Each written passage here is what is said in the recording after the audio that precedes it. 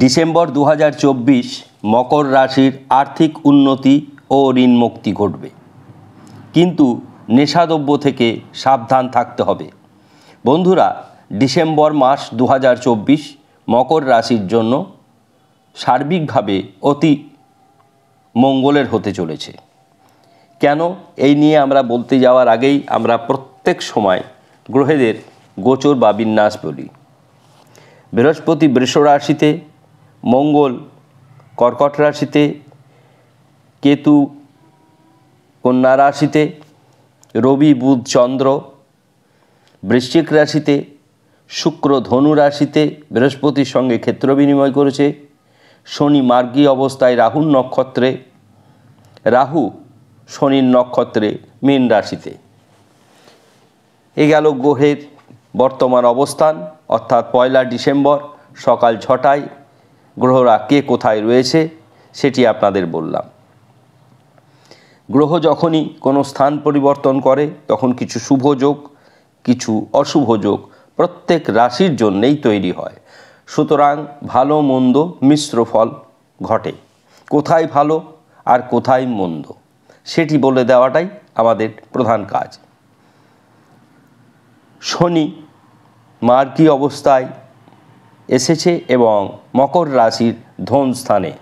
খুব সহজেই বলা যায় ধন স্থানে শনি শুভ ফল দেয় এবং আর্থিক দিক থেকে, ব্যবসার দিক থেকে অত্যন্ত অগ্রসর হবে, খুবই উন্নতি লক্ষ্য করা যাবে। বৃহস্পতি পঞ্চমে অত্যন্ত শুভ ফলদায়ক গ্রহ, সেক্ষেত্রেও শিক্ষা এবং সন্তান নিয়ে গর্ব করার মতন বিষয় থাকবে। কেতু ভাগ্যে শুভ ফল দেয়, অর্থাৎ নবমে, অর্থাৎ ভাগ্যেরও কিন্তু উন্নতি ঘটবে। আবার দশমপতি শুক্র দ্বাদশে রয়েছে এবং ক্ষেত্র বিনিময় করেছে। দ্বাদশে শুক্র একটি মন্দ প্রভাব দেয়। কি দেয় না, তো নেশাদ্রব্যে আসক্তি করে এবং বিপরীত লিঙ্গের সঙ্গে একটি সম্পর্ক তৈরি করে, যেটি অত্যন্ত অশুভ বলে বিবেচিত। দ্বাদশে বৃহস্পতি বুধ এরা শুভ ফল দেয়, বাকি সমস্ত গ্রহই দ্বাদশে অশুভ ফল প্রদান করে। বিশেষত শুক্র শনি রবি এই তিনটি গ্রহ সবচাইতে অশুভ ফল প্রদান করে। এখানে অশুভত্বের ক্ষমতা অত্যন্ত কমে গেলেও কিঞ্চিত থাকবে তার দ্বাদশে অবস্থানের জন্য। কমবে কেন? বৃহস্পতির সঙ্গে, পঞ্চমে থাকা বৃহস্পতির সঙ্গে ক্ষেত্র বিনিময় হয়েছে। আমরা ক্ষেত্র বিনিময় যোগ নিয়ে একাধিক পর্বে আলোচনা করেছি। একাদশে অর্থাৎ আয় ক্ষেত্রে বুধাদিত্য যোগ তৈরি হয়েছে, রবি বুধ চন্দ্র একত্রে রয়েছে, ত্রিগ্রহী রাজযোগ তৈরি হয়েছে, চন্দ্র রবি সমৃদ্ধি যোগ তৈরি করেছে। অশুভ ক্ষেত্র হচ্ছে রাহু তৃতীয় স্থানে রয়েছে, ভ্রাতাভগ্নির ক্ষেত্রে কিঞ্চিত সমস্যা দেখা দেবে।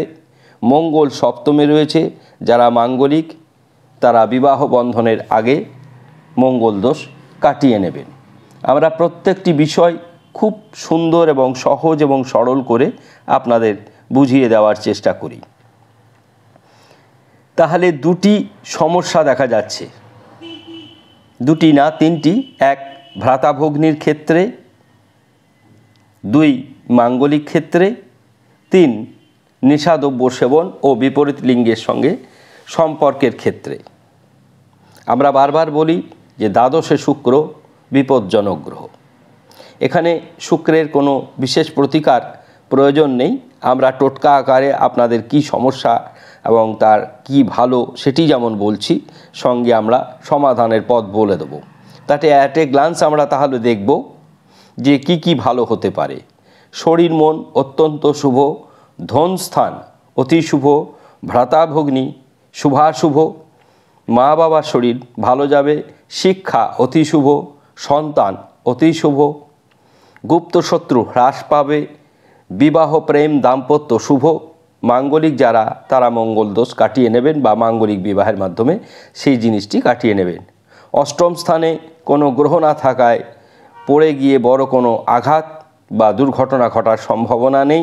অষ্টমপতি গ্রহ রবি এক ধার থেকে তিনটি শুভ যোগ তৈরি করেছে, ত্রিগ্রহী রাজযোগ তৈরি করেছে, বুধাদিত্য যোগ তৈরি করেছে, সমৃদ্ধি যোগ তৈরি করেছে। এর ফলে রোগ ব্যাধি বা পড়ে গিয়ে আঘাতপ্রাপ্ত হওয়ার খুব বেশি সম্ভাবনা নেই। তবুও যেহেতু নেশাদ্রব্য থেকে ক্ষতি হতে পারে, গাড়ি আস্তে চালাবেন। ভাগ্যে কেতু থাকায় ভাগ্য অতি শুভ।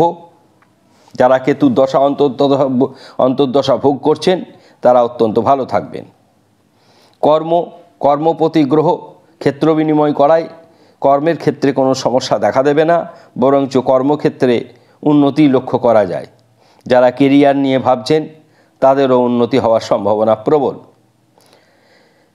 আয় ক্ষেত্র বৃদ্ধি পাবে, বিশেষত যারা ব্যবসার সঙ্গে যুক্ত এবং বেসরকারি সংস্থায় যুক্ত তাদের আয় বৃদ্ধি পাবে। যারা চিকিৎসা জগতে যুক্ত তাদের আয় বৃদ্ধি পাবে। যারা আইনি বিষয়ের সঙ্গে যুক্ত তাদের আয় বৃদ্ধি পাবে। অর্থাৎ সমাজে যারা আইন দিকটা দেখছেন, ডাক্তারি চিকিৎসার দিকটা দেখছেন, প্রাইভেট সংস্থায় চাকরি করছেন, তাদের ডিসেম্বর মাস অত্যন্ত সুন্দর হতে চলেছে আয়ের দিক থেকে। যারা যে কোনো ব্যবসার সঙ্গে যুক্ত থাকুন না কেন,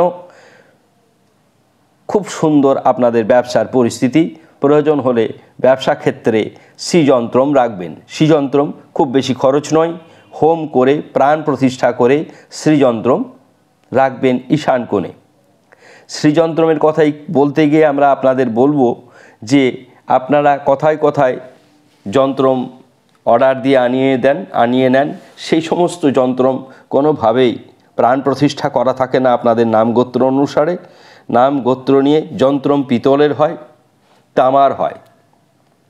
তামার যন্ত্রম হলে খুব ভালো, নাহলে পিতলের যন্ত্রম তা হোম যাগযজ্ঞ করে প্রাণ প্রতিষ্ঠা করে তৈরি করে নিয়ে আপনারা একটি রেকাবির মধ্যে রাখবেন। পেছন দিকে একটি ত্রিশূল রাখবেন, ওটি সাপোর্ট এবং শক্তির প্রতীক। আপনার যন্ত্রমের বাম দিকে থাকবে প্রদীপ, ঘিয়ের প্রদীপ, এবং ডান দিকে চন্দন ধূপ জ্বালবেন।